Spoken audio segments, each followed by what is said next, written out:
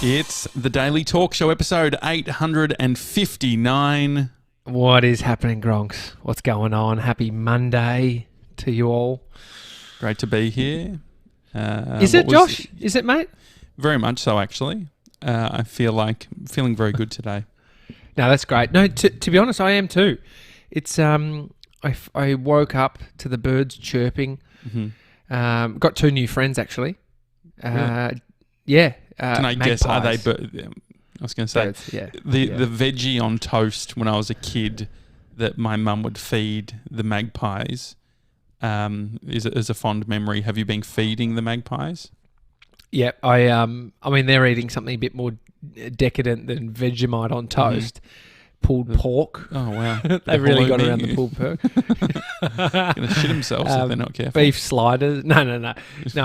They like meat, and I don't know. I've got this desire to, because it is their property. Mm-hmm. We live in their property. These two massive magpies, and there's something like most magpies get flack because they swoop and they're aggressive. Yeah, sure. But when you live on their property, they are magnificent creatures, fat, big, and I like that they're really brave. Like they're staunch. They'll stand their ground until the last minute. So they live in the backyard, and I've been feeding them. I want to train them.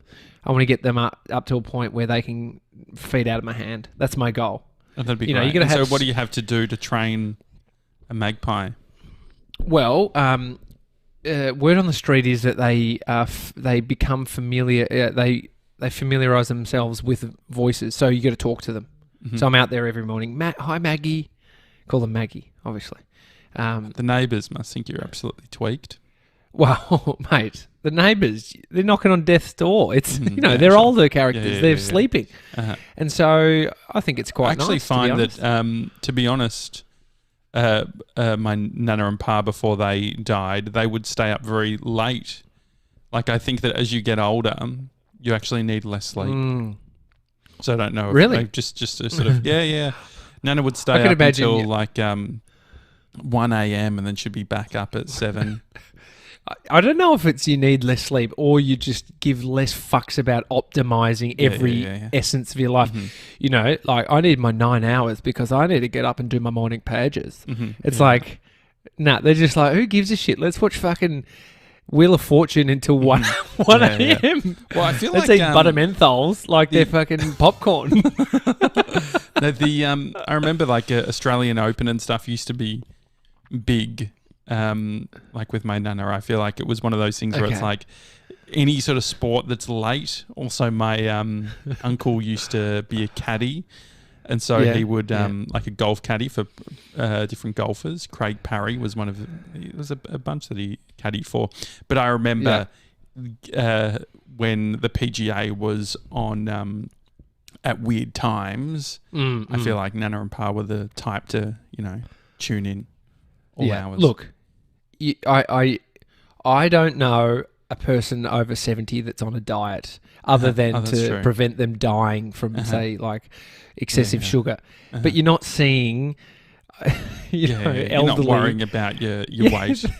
They don't give a other shit, than like, it's more a medical thing, right? It's more just like, oh my, all right. Mm-hmm. I wouldn't mind to see my kids grow up a bit more at that point.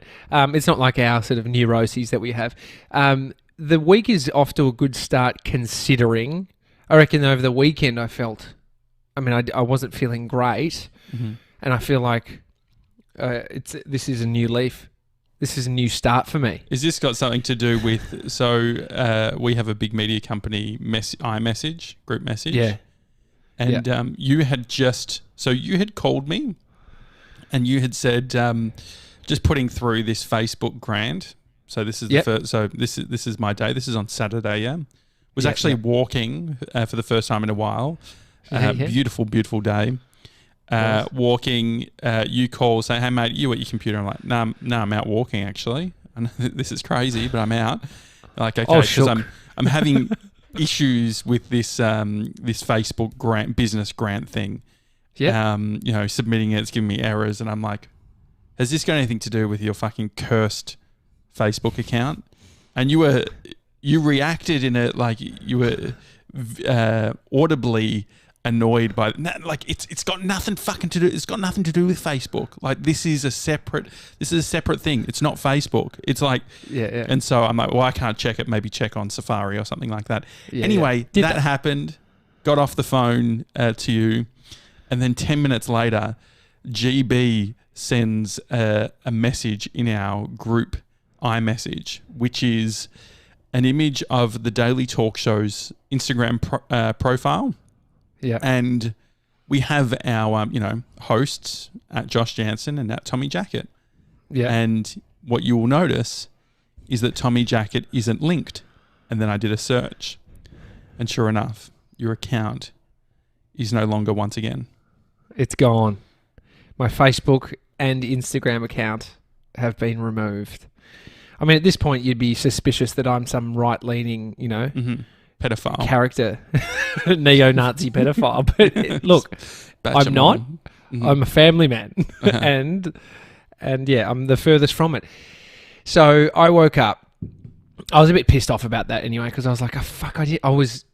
It happened earlier that day, and I didn't want anyone to tell you because I wanted to reveal it on the show to you, and because the two how part much of it is, was how much of it was the reveal on the show versus also just the dealing, because when I started talking to you about it, you were like a little bit disappointed of like, yeah, like I know you're going to think that I like put my details into some sort of thing or like, so how much of it was saving it for the show, but also saving your sanity by not getting me to trigger you by asking all the questions like what email did you open? Bit of column A, bit of column B. Mm-hmm. No, I wanted to see if you would notice it because you do pick up on this shit. So I'm surprised George picked up on this before you. And so how long into it? So when did you find, like how did it happen? Yeah, okay, blow by blow. Friday night, Amy and I are lying in bed watching a documentary called The Social Dilemma. Let me just read you the little bio of The Social Dilemma. This documentary drama hybrid explores the dangerous human impact of social networking, with tech experts sounding the alarm on their own creation. So this documentary slams the likes of Facebook, Instagram, even Gmail. You've got the creator of the original Gmail, which is like talking to the addiction of how they've designed Him being addicted to email was a bit pathetic though. Like when he was saying, my drug of choice is email. Yeah. Go to heroin. Like what? Gmail. Like it's a bit pathetic, don't you think? As a drug of choice. Yeah. I know. Anyway, so I'm watching that, and at that point, I'm just I'm blown away, and you're already starting to think, maybe you should get off. I mean, this is what these documentaries do, mate. They make you question: is it worth me staying on social media? Mm-hmm. And so what was the so I saw the documentary. What do you think it explores? Like, what was the big takeaways for you? I mean, it's nothing you haven't heard before. It's addictive. It's dangerous. It's manipulative. It's gone. It's too big to turn back. It's all these things. It's changing. It has changed the society. It is changing the world. I'm going to use that snippet for the Daily Talk. What is the Daily Talk Show? So no, I agree. Anyway, I mean, one takeaway from it is like, there's only two things that use the term. I mean, there's a few things, but the two things that use the term users: drugs and social media networks users. So it's sort of, I don't know. It's a great documentary, worth watching. So I went to bed and woke up, and Amy was up. Amy likes to do, she calls it a soft wake up, where she just gets on her phone and starts scrolling, eases into the day. And she said, I've got to change my password on Facebook. Someone's tried to get in. I was like, oh, really? That's annoying. And so she does the sort of like, tells you what's your activity, was this you, go through, change password. Great, she's in. I was like, oh, okay. I grab my phone. I go to open Instagram. Instagram has been logged out from at Tommy Jackett.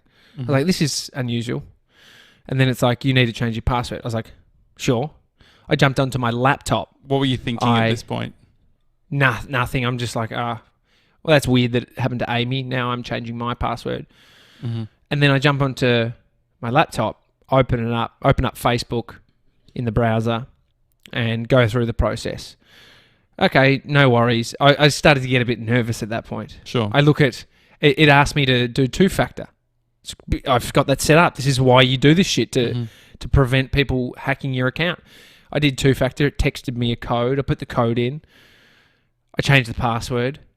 Long password. Long. Very hard. And the longest password. You sound like Trump. Yeah, real long. Real long. I press change, update. It then prompts and says, you've been locked out. Mm-hmm. And was this the same message that you had previously? Yeah. Mm-hmm. Yeah. So it's basically saying that you've breached community standards, but the way you've got there is by someone trying to access your account. So I ended up looking at my email address that's connected to this Facebook, and I got a message at 12:30 a.m. earlier that morning, and it said someone's tried to access your account. We've closed your account, and you won't be out. It's not. So it would have gone off then. So it would have been removed at that point because they take it off just in case. So last time it was Vietnam was the IP address. No, so this wasn't even there. They didn't give any of the IP stuff. They didn't give any of that. All they said was someone may have accessed, and we have closed it just to be sure. You need to change your password. And so then I did all of that. It's gone. It's gone, and I'm pissed. And it's like, oh my God. I text Jules Lund a screenshot video of me trying to sign in, and it's saying, sorry, but we've you've tried to what do you call it? You've tried to ask us to assess this, but we've decided that we're closing it completely. And he said, "Oh, you must have been watching The Social Dilemma." And I called him. I was like, "Dude, fuck me, that is so funny," because I was. That's so annoying, though. But like this, the annoying thing about Facebook is they can really, really impact businesses. Like even Breeze dealing with issues at the moment where they have a new chocolate bar that they're launching, and whatever the name is, Facebook are like, don't want to have a bar of it, pun intended, and so they can't advertise that specific product, and there's like no recourse. Like they speak to even the account managers. Like businesses are spending tens of thousands, hundreds of thousands of dollars a month on Facebook, and the account managers who are looking after all of this can't even overturn these most basic things. Yeah. Which, it's just scary at that point. Like, I pulled in a heap of favours last time. Mm-hmm. Jules' contact who helped get it back doesn't work at Facebook anymore. Yeah. And what about that the other people algorithm in The Social Dilemma? Which one? The guy who, like, there's three of him. He's fucking yeah. It's such a dweeb, isn't it? Like a dweeb move. Just like, let's give him a bit of this or get him a bit of that. I was thinking like a sort of toxic relationship.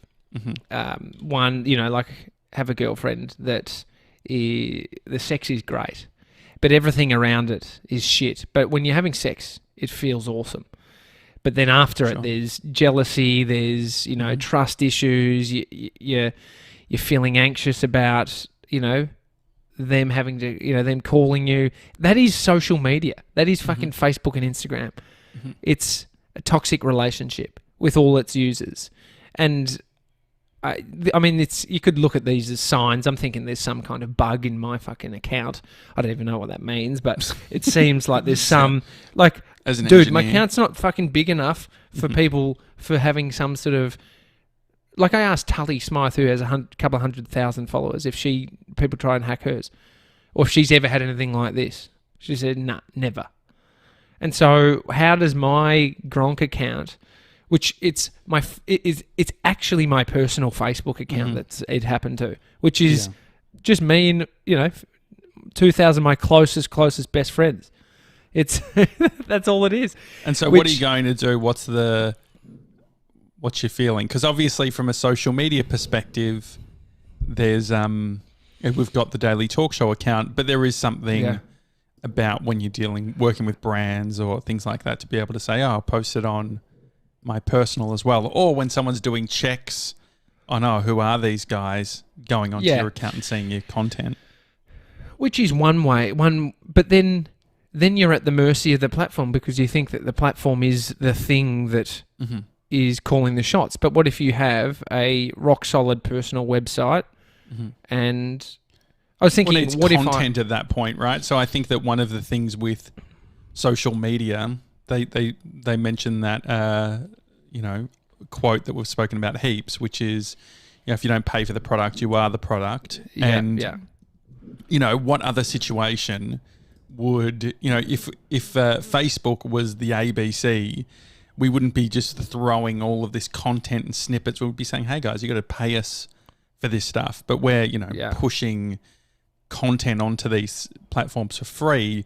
Part of the thing, I think, is working out the mechanism. So if you have a website or if you have some other platform, that it promotes you to actually create more content or more work. Yeah. I think there's a constant sort of, if you're in the content game and you're trying to grow a following, like half the time you don't even know what the fuck you're doing it for or who it's for when you've just spread it across every single platform. And you're like, because they're all individual audiences at that point. So you could have people that follow your YouTube channel, but then also different ones on your Instagram. But that is the issue, that you start not knowing, like, you're like, oh, I don't even know what I should post. And then you start getting all these filters in your head of like, this person this ends up just being a personal page. Like I should just post family stuff. And then it's like, so what is it then? Content. So like, I'm thinking of brand I'm done. Something. I'm done. You're done. Okay. I'm done. I was thinking, I don't want to come back. Done? Well, I see the benefit of the Daily Talk Show at this point as it's growing. It had more followers than my fucking personal page.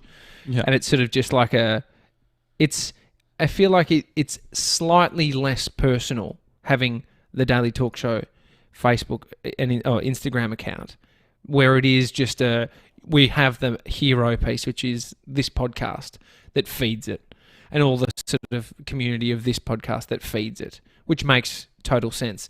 But I was thinking, like, removing personal, like, any time for me on Instagram and Facebook relating to my personal account. Like, well, I even noticed, so iOS 14, they have the new library function where rather than deleting an app, you can just hide it from yourself. Have you seen this? No. So have you got iOS 14? Yeah. Not yet. So if you swipe across to the like one extra swipe, you get this new library section, which is all of your apps, and it's sort of almost like the applications folder within Mac, and think about the home screen's almost like a dock, I guess. But anyway, I realized I was just catching myself just on Instagram because I hadn't deleted Instagram, and I was like, you know what, I need to get back on track. Was feeling really good with just Thursdays, and so I went to delete the app, and as I held it down, it gives you an option which is remove the app or hide the app or edit. I think it's maybe edit home screen, or I don't know the exact language. I'm not seeing it here, but anyway, it said, do you want to just add put it in the library instead? I was like, oh, you know what? If it's not on the home screen and I can't just have that instant click, I think it'll be just as good as deleting it. And so I put it in the library. Anyway, 5 minutes later, I'm like on Instagram. How the fuck did I get here? How did this happen? And I think what had happened is I do like the search function, right? And so I just search Instagram. You're naked. Yeah. You're naked and you're on your bed looking at Instagram. Yeah. So anyway, I agree. So no, the personal stuff, personal Instagrams, I do wonder about. The other thing is like on Sunday I was writing. I was like, we need to get Screenplay Sunday out. How can we promote it? I was like, we need to get better at doing a regular email to Gronks. And so then it was great email. Thank you. So it was like 7 a.m. I'm just sitting there, just at my desk. I'm like, I was just literally going to punch out, "Hey everyone, Josh here. It's been a while. Here's Screenplay Sunday." And then I was like, just typing. I was like, I feel like, what about all these people? Like, maybe some people have dropped off and they want context, or it seems a little bit rude just to be like throwing, "Hey, here's a new thing," without like giving people an actual update. And so before you know it, I'd written 700 odd words around what we've been up to. But I liked that process. I was like, I would much prefer the deep work of doing that versus doing sort of the shallow work of the Instagram stuff. Yeah. Yeah, well, it is putting sort of the platform before the content. Mm-hmm. When you're just on Instagram, you're like, I'll put something up, I'll post something, I'll send out this. Like, what if? So for my because you see how it's the most annoying time when we're starting to actually do brand collaborations, and you could see that your personal asset of an Instagram account could help in those brand deals. Mm-hmm. And it's like, at that point, they've just ripped that out from under me. Mm-hmm. And that is very annoying. But so then you go, well, the people who won early days on Instagram were photographers who that was their thing. And so you're talking about writing. It's like... And so maybe for you it's like, so writing, I'm very wary of saying the thing that's good for me, but not necessarily good for you. So, but maybe there's something in the short form video stuff. Like, imagine if we were to combine all of our skills and say, like, knowing's not doing. I've been telling people, like, you need to create an email list, like, for so long, right? I tell every other Gronk to do it, but we don't really do a good job. Like, it's buried on the site. What do you get? Like, like, it's not very obvious. So there could be something in us all working together on a weekly email, and one of the things could be a video. Is there something about having a video that is unlisted? I know this is like controversial, but if you were like, so for instance, how many video views would your personal YouTube get previously? Like, if you did a video, what's like an average? So like where there's no virality, like you probably got like what, a few hundred? 400. Yeah. Yeah.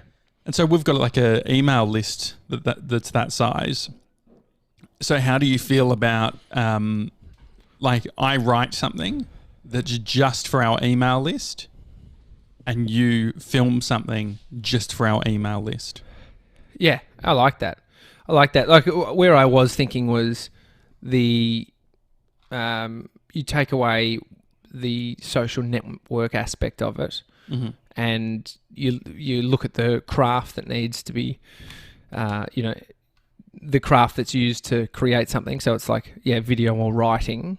And I was like, what if the only social media, I mean, is it even social media? YouTube. Like, what if the only stuff I ever put out is a video on YouTube, which... Well, the thing is, YouTube's got the same problem. Like, YouTube is a social network. YouTube has the comments. It has all of the parts. Like, I feel that podcasting, you watch The Social Dilemma and you realize how lucky we are with being in the podcast space and what we're building. There's no other technology or platform outside of maybe like blogging, but there's like blogging doesn't have sort of the public appeal that podcasting does at the moment, and also the intimacy of putting headphones on or earbuds in and listening to something. Yeah, definitely. So I wonder... go on. Well, I was thinking, for me, if Instagram itself, if it didn't do well, it's not that defined about what the thing I need to do every time is. And will that thing that I have to do give me pleasure? For me, making videos, whether they get seen or not, whether they're unlisted or not, on my Instagram, my YouTube channel, is making the video is the bit I like. Mm-hmm. And so I don't like all the other rah-rah. It doesn't matter about the distribution, you're saying. Exactly. Mm-hmm. And so that's where I was like, if I'm just going to ever create anything, it will land there. Or, because it's not even about YouTube, it's the video thing. So it could land there, or it could land the Daily Talk Show YouTube, or the video could be posted to LinkedIn. Mm-hmm. I still see the value in LinkedIn. But I was like, if all I'm ever doing is making videos for my YouTube channel, for the Daily Talk Show's YouTube, mm-hmm. for my LinkedIn, for the business. It's all geared around the business, right? It's all geared around serving big media company. Mm-hmm. Yeah, I think it sounds great. And so, like, what's the next steps? Like, what can we do? Like, I agree, I get it. Like, I don't think there's any point in me deleting my account in solidarity, but just not needing to focus on it or make it. Like, the thing is, if it's just like a download, push something out, that type of thing. I mean, the interesting thing is, like, so for us, like, we had a moment, I think, of clarity in August where, we're seeing growth and we're seeing all these sorts of things, and we saw that if you look at the levers that we could pull from a growth perspective, the main one that most podcasters are using is guests. And so if you have guests on, you could probably increase your downloads. If they're not, unless they're like a massive guest, you're seeing probably a 10 to 20% increase in downloads per guest episode compared to a normal episode. And so for us, I think that we definitely got into, okay, this is our big target in regards to what we want to get with downloads. This is the strategy that we can use to get there. This is how many guests. But there is also a beauty in going slower, building something, because this is that option means that it's almost like the industrial complex stuff, right? Where it's like all of a sudden everyone will only have guest podcasts because that's the only way that you can like build an audience. And so I think that this is like the classic zagging when other people are zigging. And so I think just like the guest stuff, you can bring it in slowly. You can have sort of like a version of it, but being able to have something that's foundational that sits outside of that core system, whilst it might be much smaller. If you look at Instagram, when you post something on Instagram, what's the percentage of organic reach that you receive, like that you're getting? How many people are actually consuming that content? It's like less than 10%, I think. Like, so engagements, way less than 10%. I think engagements like 2% or something. But like, if you look at their email, even so, emails typically you'll get your email will lose your open rate will go down based on if you haven't done something in a while. So if it's a bit stale, and so our list, I hadn't done an email in ages, but that still had, right as it stands, a 40% open rate.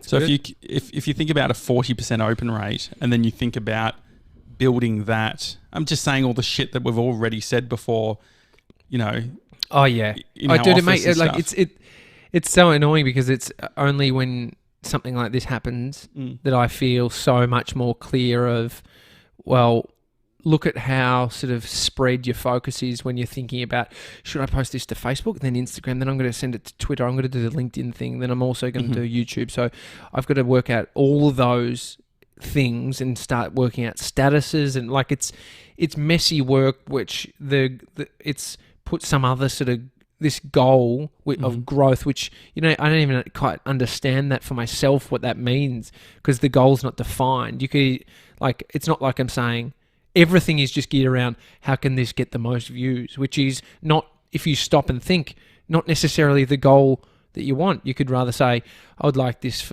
to have 500 quality views. That's a more specific goal than let's just get numbers up on this. Well, being big is one business model or one option or one show strategy.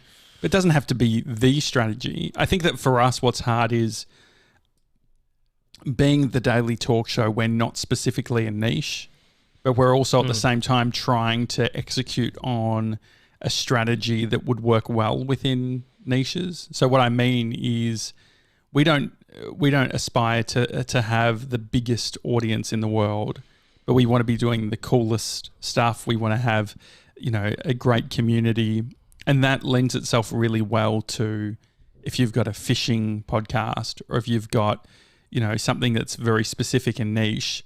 That by design is smaller and very focused. Whereas one of the things that we're doing is blending the two. We're blending a duo talking, being mates, which is perceived as a mainstream homogenized play. Like everyone, like if you think about it, it's like that is mainstream media, but we're trying to do a slightly different skew.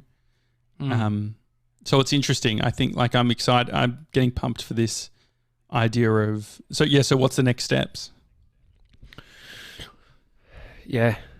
I mean, I don't know. I don't know. I just want to be honest, Bodhi, it's his last week being at home before he goes to daycare. And I'm just pumped for next week. The amount of it's also one of those times where you feel how disrupted your time is, and even just having to consider somebody, a little kid in the house, it's it can be painful when you just Saturday night I said to myself, it was like the afternoon, I was like, I didn't feel great. And I was like, if Bodhi, I said, fuck, it's hard having kids sometimes. I don't think I think it was a bit more derogatory than that. I was like, I would go to bed right now. I was just like, it's just venting on having a kid, which... To who? Who was this? Sorry, who was this? To Amy. To Bodhi. No, to Amy. But I was like, I would fucking go to bed right now. It's like 5. It's like I would get into bed and I would just eat food in bed and I would go to sleep. I was like, I can't. Mate, that's me. That's me. I can't, dude.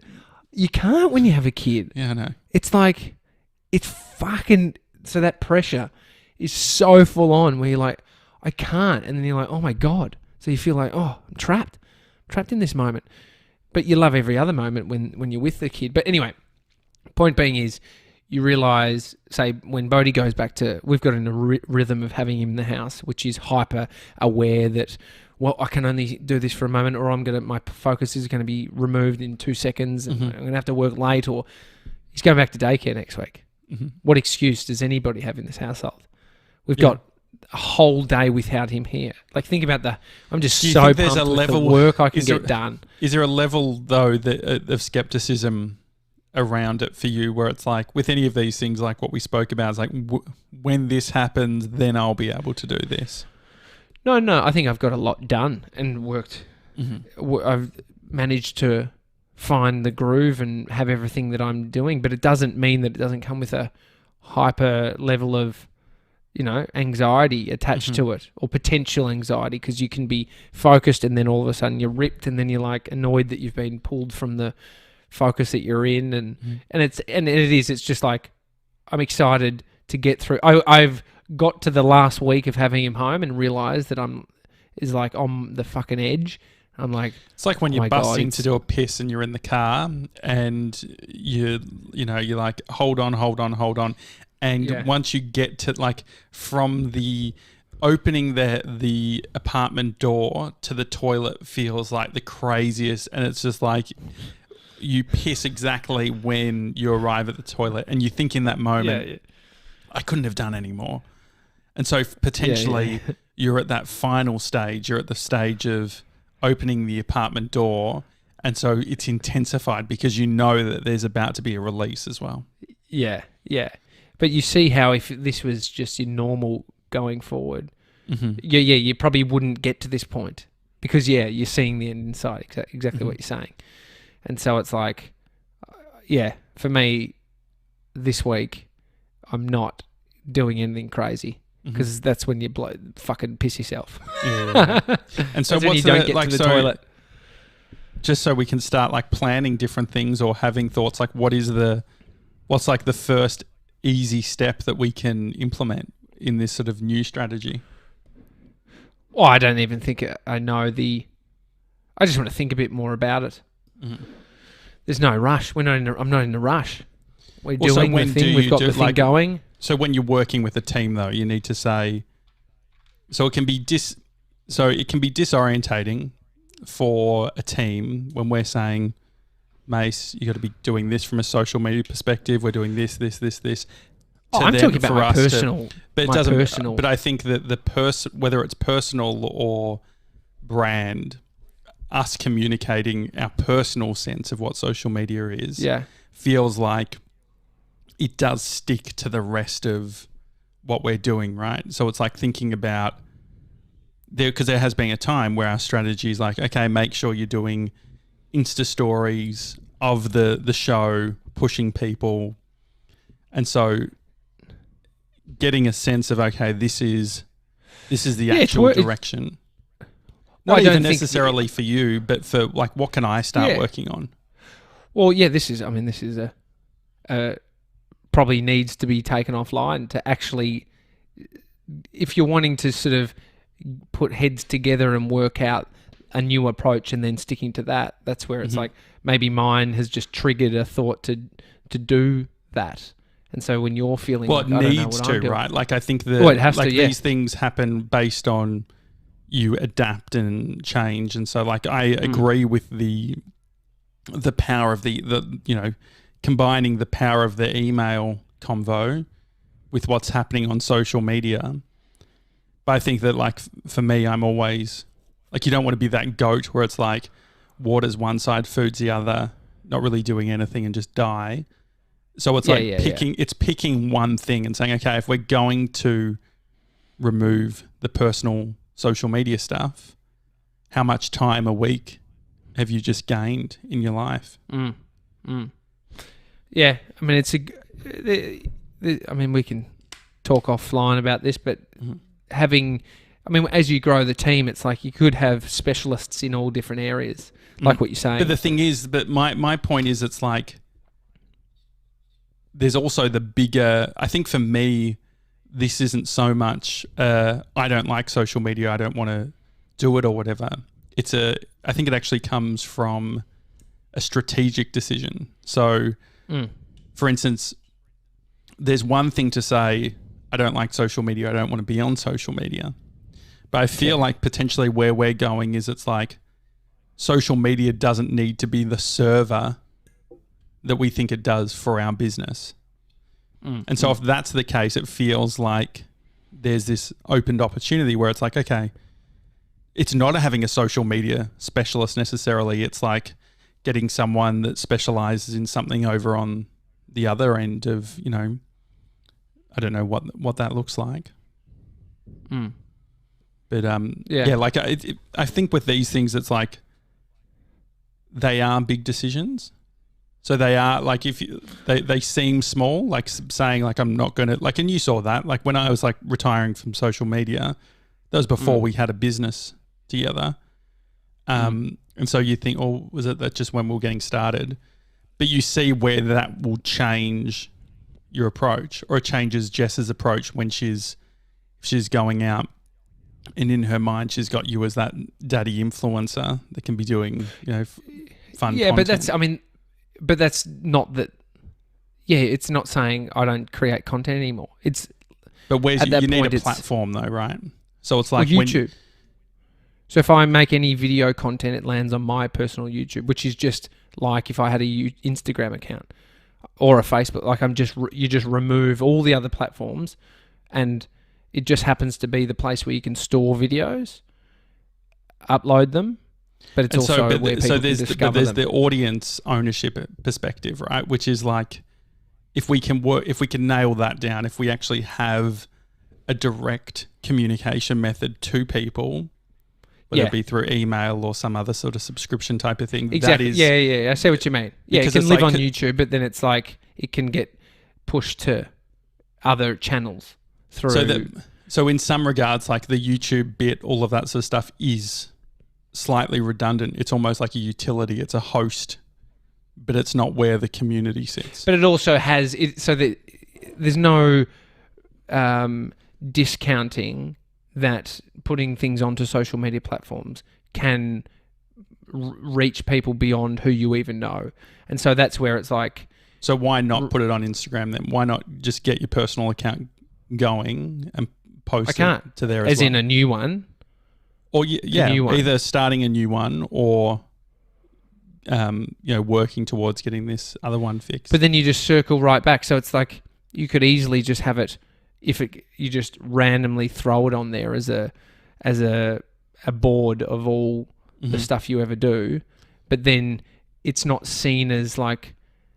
I think that... I don't know. What's your answer to that question? In terms I think there needs to be a clear strategy on why you're doing something. And so if it's the pain of getting the Instagram back or just being over or annoyed at that thing, that's one thing.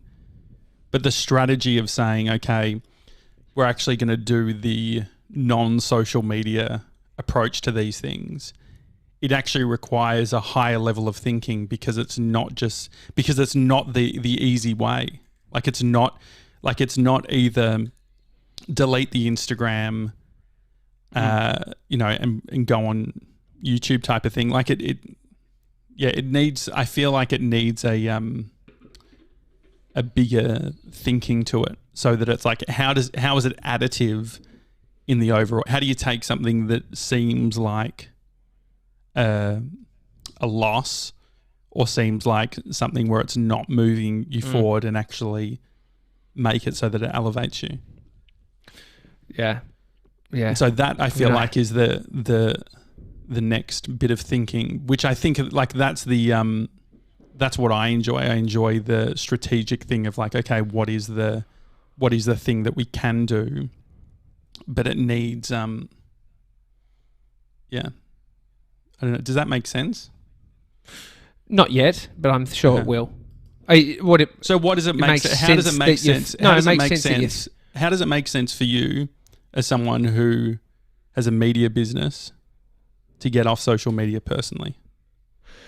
Yeah, but I don't think I haven't said I'm off social media altogether. Like I have not. I'm just like I'm done with having to fucking try and get my Instagram back or my Facebook page. I don't see it's. And so what does that mean? I think the time should be spent thinking about what I need to do next outside of just getting it back. And I don't have the answer just yet.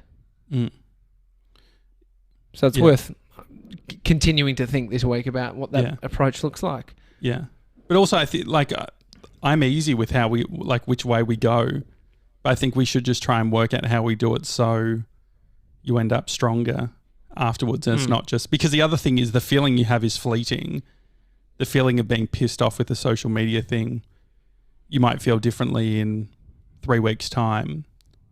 Or if... I'm not even that pissed off. I'm actually... Like it's more just like slightly removed based on the... not wanting to lose... Like something that makes you lose... being in the moment with your family based on losing a social media platform. Like that sounds so dumb. That sounds dumb. There are two conversations that we're having, one of which is a personal... So the difficult thing is Tommy Jackett, the Instagram account, serves both a personal and business purpose. And so we can look at it in a way which is just a business purpose, which would mean it's a 9 to 5 potentially, or, what does it look like to be like, oh, I'm going to spend half an hour a week and I'm going to be sharing something on there. I'm not doing the big consumption type of thing. I mean, if you put that back onto yourself, I don't know if it's possible for a lot of people. Like they're not, so you watch The Social Dilemma, they're not built for that clear-headed thinking because it's the platform itself robs you of that ability. And so YouTube does that as well. Most people don't have the ability to hold off like that Mm-hmm. and just do the 30 minutes. Mm-hmm. And so I'm just trying to work out what gears me towards doing the thing I'm most powerful at, which is making video content. It's not posting photos on Instagram. And so then what is the thing that forces me to create video content that then can be put out? But so it needs to be. So do you think that it needs needs to be on our own platform or something that's not attached to? Because the thing is, like, there's two parts. It's you and how you feel, but also if you feel this way, audiences feel this way too. So by us making a decision and saying we're actually not going to put all this great content over here, we're going to put it in a more direct way where it can be more thoughtful. I feel like that's potentially an option. Yeah. Yeah, I mean, they're big calls that not everyone does because of the feeling that these platforms make you feel, which is like, I need to be doing it. I need to be serving them. But you're not even...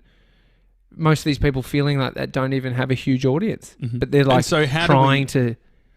And so how do we work out... Because I think that the friction that you and I have ever had within our business is it's like, I'm keen to have an answer, or not even have an answer, open the conversation and say, like, let's put a mark in the calendar and say, this is when we're going to do this thing. And so this feeling that you have of like unsureness or not wanting to do the social media thing, how do we then use that within our business to actually be a positive thing versus being this like little sort of annoyance that where we're like, oh, we don't know what to do with our social stuff. Yeah, like you said, it's a line in the sand of... But then it's the thinking that needs to go into working out what's on the other side of that line. Mm-hmm. And so how do you define that then? How do we... So, for instance, I think the friction that you and I have had previously is I'll say, like, it's both of it. Like, we're coming from different angles and we're both annoying in our own versions. The annoyance that I bring to you is I'm like, okay, well, like, what are we going to do? What's the thing? And you will say, I need to think about it. But we do, sometimes from my perspective, it's like, well, how do I, like, I'm working on strategy every day at the moment. I'm trying to work out where we're going. If this has been an element, if this is a potential, even if it's 10% of a business in regards to strategy, switching that 10% potentially will hinder or change another 30%. It could be a hinder, but it also could be something super positive. Like we could say, okay, let's put sort of the social media specialist, like that goal of doing some big social media play, and say let's do email, or let's invest in a back end of our website so that there's our own sort of login system or subscription or stuff like that. Do you think I read that right? Yeah, but I think you're worried about the no answer there, and I don't have an answer. So then they're like, well, how do we the answer. know anything? So this is the answer. So this is what it is. The biggest question they always asked, which is like, it's because I can't come up with the answer, because the answer is, what do you want? And what do you want?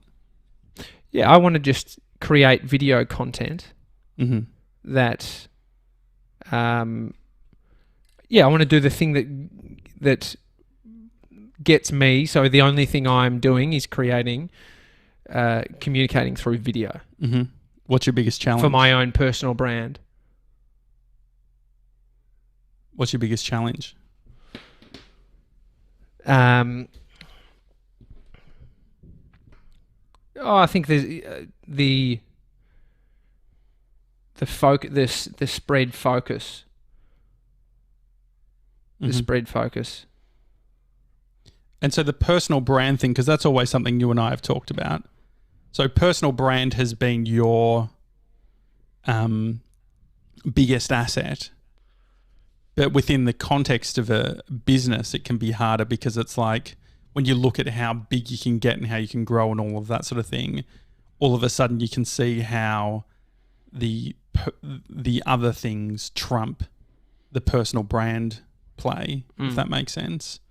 How do you bring But I think they're important. Definitely. I think they're important. I think they feed everything. I think individuals having their own personal brand within a business amplifies the business, and so it's doing exactly what we're saying. And that's so the why difference is it's like a personal brand with a context of business. So there's the of course. I think the difference is everything is geared towards this business. I think when you're just solo and not sure about what you're doing, it's like all self-serving based on just not having anything connected to it. But when you have something connected, when you have a business and then a personal brand within that business, especially when you're one of the founders, it's all serving. But do you think that the problem that you have at the moment, or what you're bringing, is a personal problem based on how you're feeling, and you've come up with a solution potentially to fix that? But I wonder what the business case is. Because I think there is a business case, but I think that the thought has been around, I don't want to be wasting my time on that stuff, or, getting time that's sucked up that I could be spending with my family, or I don't think it's necessarily that effective, or whatever it is. So all of the things you're saying are correct. But the question is, like, what is the business play? What do you think it could be? So if you're feeling this way and audiences are feeling this way, and if we were to come up with, okay, social media as we know it, for instance, like TikTok, we could be big on TikTok, but we have personally not gravitated towards TikTok. And so what is the play? Like, not having all of the answers, but just fucking spitballing like this is an offline conversation. What would be some of the options? Yeah, I don't know. There's something in just a focus on executing on the craft, or focusing on the quality of the stuff that you're creating. So it's like removing where does the audience noise come into it? Like, I think that if you think about our network, the constant thing we're talking about is think about your audience.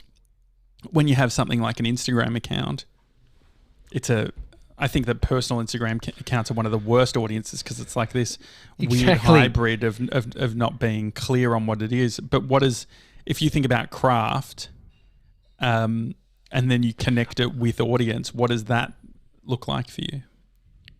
Yeah, I think there's probably an opportunity to be more conscious about the stuff that you are creating. And so it's like, it's starting again, because I think you have an Instagram account as a teenager into your adulthood, and then you've just got all your mates. And then if you haven't developed a big audience, I mean, once you can hypothesize about the audience before they've arrived, or there can be the focus on what you're doing that could serve some people, that then you start to understand that audience when they are there. They might never come.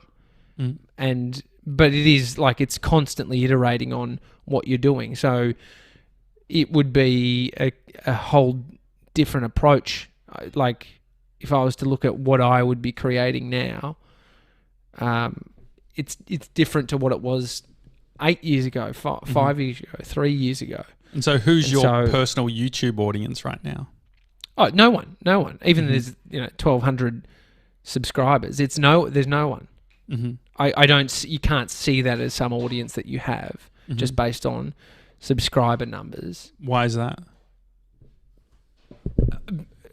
Because I haven't been posting a great deal. Like, it's that when you don't know, it's like, how do you know? It's all the people that have watched your previous videos, so they either like what you create and they're just like, I like that guy, I like the videos he makes, but it's hard to identify what that actually all means at that point. If you heard a creator, a creator who was coming to us who had one of workshops or whatever, trying to work out what they want to do, what would you be advising yourself if you were someone else? What do you like doing? What are you going to do the most of? And what will bring you the most joy? Mm-hmm. And what's that for you, do you think? Well, I think it's creating video content about the things that I'm thinking about, enjoying, or interested in with the people that I like. What is it about that you come back to the medium a lot? What is it about the medium that you like? Well, I enjoy the process. I enjoy creating a video. Mm-hmm. Like I enjoy creating personal content like that. I mean, it's why I got into video production. Do you think that's part of the reason why people... I'm not talking about writing. Like I'm not talking... I don't identify like you do with writing. And so I don't... Yeah, and so then that's... It's like a painter who enjoys putting a paintbrush to the canvas, and they like spending time doing that. Mm-hmm. And so that's so then where's the intentionality around audience then? Because there's one thing to be like, I'm going to go and just create videos, which I think I've seen a lot of people do, and you see these YouTube channels, and it doesn't necessarily... It's not even about going viral or whatever, but it's just about having some sort of clear promise around what that content is.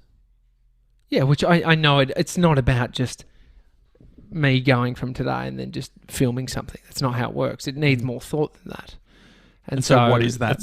What is the next thought? What are the questions? I don't think we're going to find out today, JJ, on this podcast. But what are the actual like, rather than like having the answers, what are the actual questions if you put it back on that sort of removing yourself from it and giving advice or thoughts to a creator that's trying to figure it out? Yeah. I'm brain dead, mate. I'm done. Right. Yeah, I think that from my perspective is that it's not like you're posting much on your personal Instagram anyway. I know, and that's exactly right. But I think that what you're also seeing is the pain of unintentional creating. And so there's the creating for the love of it, but then if you can combine it with an audience or a promise, and I think that the daily talk show, like Gronks, are a great first extension in regards to the types of content you're creating. I think that where you were shining the most when you were creating those daily videos for the Gronks, because it's like for the first time you had a clear audience that would come back every single day. And so starting from scratch or posting, just sort of switching platforms onto, say, YouTube, I feel like it falls into that the content, like just a content creator, whereas I think that there's something else. I think that probably the biggest challenge is having a personal brand that's not a niche, because then what are you doing? And so you could come up with an idea, so you use the love of video to then go fishing and create fishing videos, because you love making fishing, but you also love videos. And so then you start understanding, you're totally right. Like, it's who are you creating for? Once you have that clear idea in your head, it makes everything else easier. Yeah. And it feels like there's something potentially on, like, thinking about my own needs or the business, or like even from a business perspective, doing content around business, like media stuff, like where all this stuff is going. I mean, there's a heap of power in that, because then you see that it's like the ultimate power move where you're combining what you love doing with the business in a really tangible way. So the audience are the people who would actually, interact with us or buy from us or things like that. Yeah. there could be something there. But yeah, we can. I think it's hi at thedailytalkshow.com if you've got any thoughts. I recognize that it's like I'm clearly not a good coach or whatever it is in these moments because you and I are both triggered from 3 years of having these types of conversations. It's what makes us strong as a show and as a business partnership, and the willingness to figure it out. Yeah, but I guess the essence of that is that it shouldn't be driven by the social platform. No, it should be driven by the internal, the team discussion, the strategy, right? Like I think the strategy for whatever reason gets fucking missed for so many people around. Like that's what I'm trying to like bring it back to. Like if we can have one extra thought before creating and just be like, oh, this is what the aim of the game is. How do you know? Like I think that's the issue with daily vlogging. Daily vlogging sort of just ends up sort of eating itself because it's like, what is it about? Like, who's it for? Yeah. It sounds like you gotta go. Well, then you're lucky if you land on an audience, but I think that's what this is the trap that everyone's looking to the biggest vloggers in the world who have lucked out and landed a massive audience. Yeah. One more week, Josh. One more week. G'day, Bodhi. Say happy last week. No. Okay. Hey, Bodhi. All right. What was that? Fuck Instagram. Oh, Jesus, Bodhi. Thanks, everyone. It's the Daily Talk Show. We'll see you tomorrow. I'm still on Instagram. Give me a follow. Josh Janssen. Yeah. Can you not remove my @ symbol either? That was offensive last time. Just leave it. Just in case it turns back on. I was just going to wipe you out. No. Just don't remove it. That's rude. Okay. It's rude. Salt in the wound. Okay. Well, I mean, they can't click on it. But it doesn't matter. What does that matter? Okay. So are you trying to get it back or no? No, I can't. Like, I don't want to pull in the favours that I did before. It's too much. So it's done. Give it a thought. I feel like, yeah. I could send one email, but then it's like, is it pulling in favour? Like it's a bit. I mean, it depends. It how is much favours. It is completely speaking to people that I don't know, that are friends of friends, that are that they're needing to act upon something that it doesn't affect them personally. They don't care about me or know me. So it's but it's a big deal having something like that. Like, if you had 70,000 followers, or if you had, it's just because you haven't #gone viral or reached some level of success that you think that you need before you are justified to be able to have those conversations. Yeah. But I think, it'd be dude, good to know really why annoying. the fuck it keeps happening. Yeah. All right, cool. All right, have a good day, guys. We'll see you tomorrow. See you guys.